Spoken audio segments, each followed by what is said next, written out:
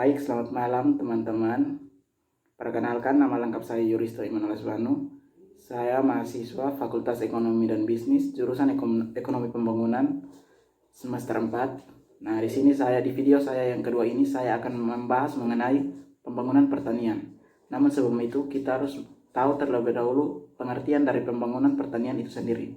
Nah, pembangunan pertanian adalah suatu proses yang ditujukan untuk selalu menambah produksi pertanian yang sekaligus mempertinggi pendapatan dan produktivitas usaha tiap-tiap petani dengan jalan menambah modal dan skill untuk memperbesar turut campur tangannya manusia di dalam perkembangan tumbuh-tumbuhan dan hewan. Perjalanan pembangunan pertanian di Indonesia hingga saat ini masih belum dapat menunjukkan hasil yang maksimal jika dilihat dari tingkat kesejahteraan petani dan kontribusinya pada pendapatan nasional.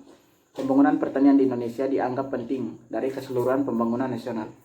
Hal ini dikarenakan potensi sumber daya alam di Indonesia sangat besar dan beragam, dikarenakan Indonesia adalah negara agraris. Potensi pertanian Indonesia yang sangat besar, namun pada kenyataannya sampai saat ini, sebagian besar dari petani kita masih banyak yang termasuk golongan miskin.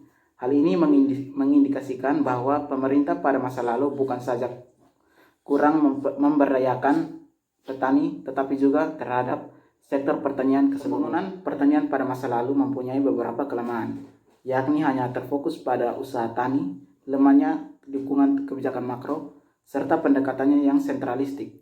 Akibatnya, usaha pertanian di Indonesia sampai saat ini masih banyak didominasi oleh usaha dengan skala kecil, modal yang terbatas, penggunaan teknologi yang masih sederhana, sangat dipengaruhi oleh musim, wilayah pasar yang masih lokal, dan umumnya berusaha dengan tenaga kerja keluarga sehingga menyebabkan terjadinya involusi pertanian atau pengangguran tersembunyi. Nah, dari hal-hal inilah maka diharapkan pembangunan di masa depan atau masa yang akan datang tidak hanya untuk memecahkan masalah-masalah yang ada, namun juga diharapkan pula pada tantangan untuk menghadapi perubahan tatanan politik di Indonesia yang mengarah pada era demokratisasi, yakni tuntutan otonomi daerah dan pemberdayaan petani. Di samping itu, diharapkan pula pada tantangan untuk mengantisipasi perubahan tatanan dunia yang mengarah pada globalisasi dunia.